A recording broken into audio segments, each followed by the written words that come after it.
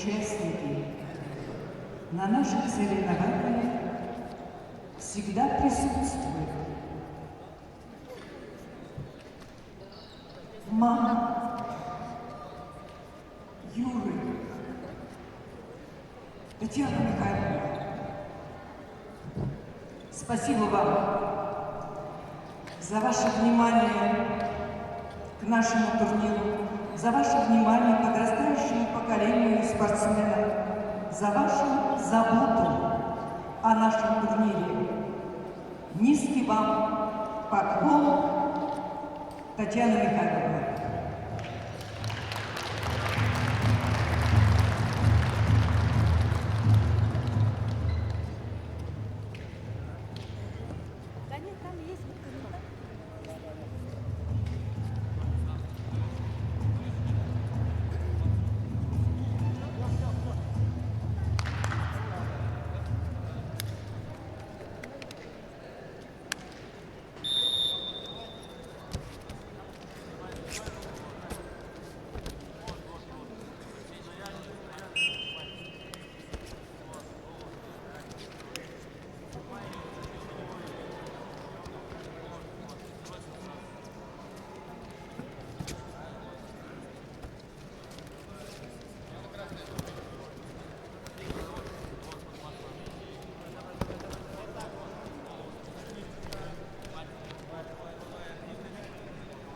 Победители и призеры весовых категорий 92, 97, 125 килограммов просят подойти на построение для участия в церемонии награждения. Построение справа от стола судейских коллег.